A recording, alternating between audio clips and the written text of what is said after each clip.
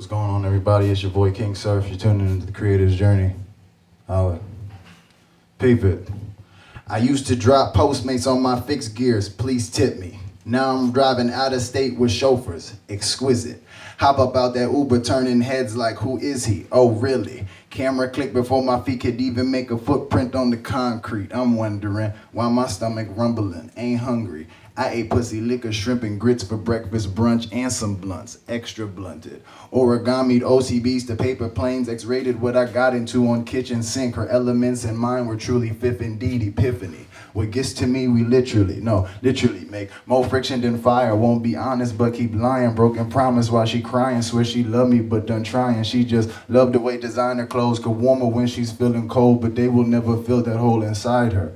Empty. Realizes now I try to go, but soon as I grab, touch the door, she's screaming she can't let me go. Wildin', but why now? Talking about the days of late and yelling how the pattern's old. I know the swan song's getting extra tiring and violent. Now she's balling on the floor, tantrums led to broken phones, and now she claims she's feeling suicidal. Can y'all vibe yet? See that life's just a movie that you just cannot rewind it. So I peel out, speed up, sit up, put back, come remind you there's plenty of fickle people in disguises, going for second tries, telling you that they lie, but really evil for demise, and they just trying to snatch your soul while they look you all in your eyes. What up, world? It's Ed Harris. We back on another creator's journey. I'm here with my guy KingSurf. What's going on, brother? Appreciate your hospitality, bro. Of course, anytime. You let me up in the crib, man. We lit. I love yes. I love your crib, man. It's really dope. Like, Word, man. Thank you. you're taking it back with the records, for real. Thank you, man. I call it Shinnecock Studios. Yeah. It was my grandmother's house. She passed away. Kind of turned it over to the tribe, as you could say. Mm-hmm. And this is what we've done. We've done stuff like this. This is the booth, and that's like we just Your little studio setup. Yeah, a little just a little something nice just to get it done. I feel that. Not too much, not too little. Now, how long you been? So you're an artist as well as a producer. Correct. Okay, Correct. dope. I would say that I've been producing somewhat like probably my own music the entire time, but just as of recently have I really started to focus on engineering and getting other people's music to sound the way they wanted to. Okay. Behind the control tables. So what, like, how'd that transition come about, like, from the artist to the producer? Like, what made you? After being in like a lot of real studios, I would say like not like kind of like at home studios, but like real professional studios, like IMI and Right. Platinum Sounds. The amount of patience that I've seen these professional engineers have when taking direction from other artists is just phenomenal. It's just amazing, and I think that just as a part of the practice of 10,000 hours, just building the skills for the entire craft as a whole, but then also working on building my patience as an artist to be able to deal with other people and collaborate. I think this has been my largest step towards collaboration since I've started working on my own music and stuff. Okay. And how long you been making music? Kind of been playing around with it since I was in like high school, but I would say probably seriously for like last 5 years. Okay. Yeah, probably since 2015. Wow. Okay. You dropped your first song in 2015, or like you was just like, I'm gonna be an artist? Like, Well, I put some songs on SoundCloud at that time, the year before, Copy. like the winter of 2013, but really 2014. Just because I was helping one of my friends get his stuff together. He wanted to be a performing artist, and I was putting so much time into helping him build cadences and his craft and helping him with outfits. What is he gonna wear for the show? Timing, and everything. It just got to a Like point. a manager, kind of. Yeah, kind of, more like a consultant manager for him, and it got to a point where I'm like, I think I can do this myself. Right. You know what I'm saying? Like, I think I've put a lot of these hours into helping somebody else, and I think I can really focus this on all this energy on my own. Now, what inspired you to become an artist?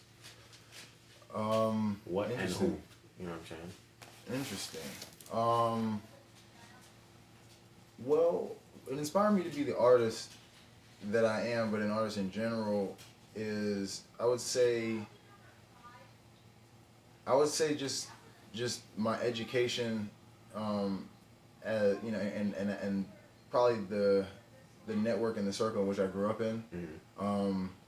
I went to private school. I went to Fieldston growing up. You're from Harlem. Yeah, born and raised in Harlem, but I ended up going to private school at Ethical Culture in Fieldston, so I was kind of surrounded by this like Sting's daughter and people of when I went to Marcellus as a kid, so I was around these professional artists, who really they wake up and they live for their dream and they pay their bills and they provide for their families. And I think that if I probably wasn't given a glimpse of that and seeing that it's possible, because you go along, like you hear about the starving artist story, people struggling to make it, but then to see these people on the other side and killing it, right, it made it tangible and almost touchable to me. So I guess always in the back of my mind, I always wanted to kind of have that kind of status. I always wanted to be the artist. I wanted to be somebody creating and have people see my expression, in any form, be it drawing or writing. I used to write poetry and stuff. And what age were you at this time when you realized that? This is in 2015 when you... No, that's, shoot. I would say when I really was like, I want to do this. So it's a couple of things. I was on a school bus, of kindergarten, and I remember I had my lunchbox in my lap, and I just kept... He's jamming. What's my name? Snoop Dogg.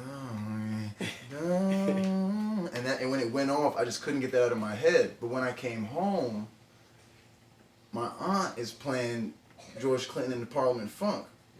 So at the age of 5, I already understood the art of sampling in hip hop. Right. And this was like, wait a minute, so if they could use something that my aunt listens to, then maybe she'll like their music. And that was like, I always wanted to do something. You always want to be the person standing in front of the class and do something cool. But if you can bring it home and then your parents can appreciate it, that was, so that was probably the first glimpse. Maybe I want to play around with this. But I would say I was in 4th grade and I went to see Sting perform live. And he did Roxanne for the whole crowd. And had the red lights looking at him. That's a classic. That's a classic too, we were so young. We had to stand on the chairs in the concert. He had some security guard with us. But at that moment, because we had been backstage. We had been right off the side stage, and then we were in the crowd with everybody. And I think that just that whole experience, I was like, yeah, I want to be a rock star. I want to be a superstar. I don't want to just walk I don't want to walk the streets, pay for tickets. I want to go inside doors. I want to chill. I want to meet people that played in all these great bands, and I want live this life and tell those stories. Who's some of your like music influencers? A major influence right now that I look up to and have looked up to for years is Andre 3000. Just seeing his entire creative journey from being an individual artist to going and working with Outkast and then still being able to do his own thing within Outkast. And he's just a veteran in the game. In jazz, went to Marcellus. I have the pleasure of saying that he was a mentor of mine. So in just seeing his work ethic, this man wakes up at 4:45 in the morning, and composes music. Like he's writing the score for every instrument that's on stage. So that is impressive. And he doesn't go to sleep until he gets certain things done. Maybe he's only off once, like maybe 1 week a year. But yeah, then in hip hop, you got your Jay-Z's, you know what I mean? Like unstoppable forces like that. I would say I try to base not necessarily my blueprint off of them, but look at things that they've done in their career, and just try to see where the parallels are, and while still staying true to my own visions. I feel that.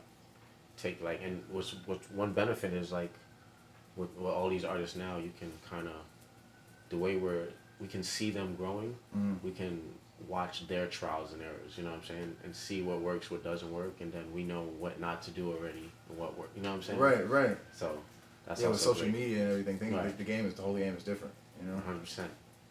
So now tell me a little bit about like the day in the life of, KingSurf as an artist, as an independent artist, That depends on what day. No, day in the life of KingSurf. I have a son. He's about to be 8 in January. Okay. Hey, he's Aquarius? He's Capricorn.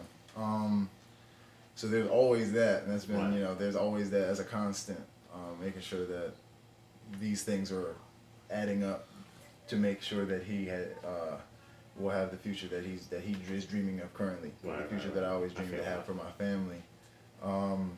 But yeah, no, on the wake up, it's, you know, I'm waking up, I'm listening to beats that we either haven't written to or we've written to already.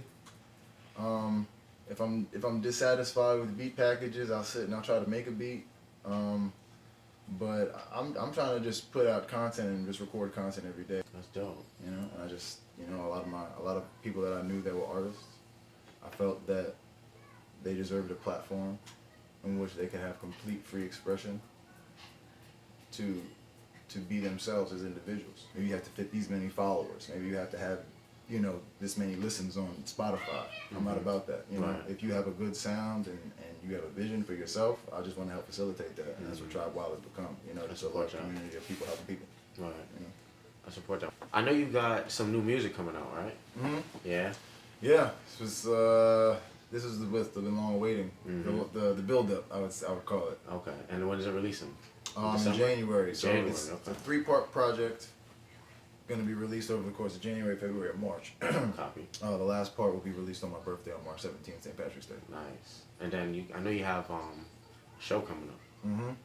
So 2 shows actually. So we got one with Major Stage. Nice. TRIBEWILD's first show with Major Stage. Shout out to Major Stage. Dope opportunity. I love the art. I love the shows that they throw.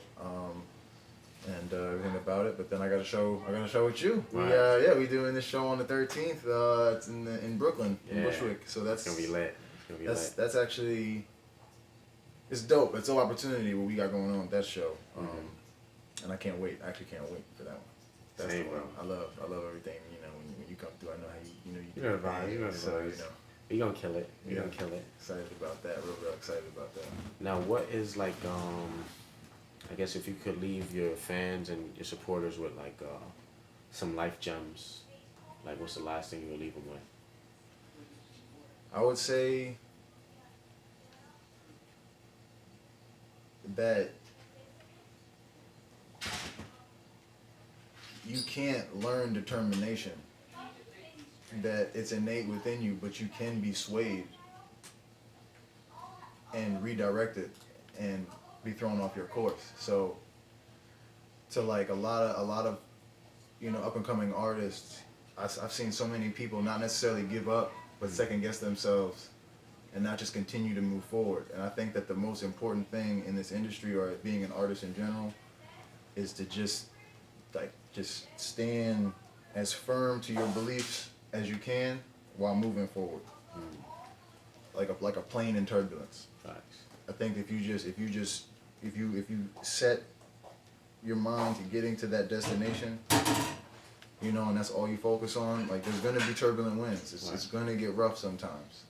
But just like that plane, you have to get a whole 150 people of those safe to the next destination. You gotta get all 150,000 of those thoughts, you know, and put them into fruition. But you have to believe in yourself. And I think a lot of people that don't believe in themselves are the people that don't make it. Or people that listen to other people that say that they couldn't do something. You know? That's a fact. But yeah, I would say that the most important thing is also believing in yourself. And I think that reciprocity is another major thing. I think it, you know, that when you grow up, it was a golden rule: do unto others as you want done to yourself. Right. But you know, I do things for people that I don't want done to me. You know what I'm saying? Yeah, that I don't even wish just for doing things myself. out of love, But you know? yeah, but I think that if you're showing love and just being there for somebody, being a true support system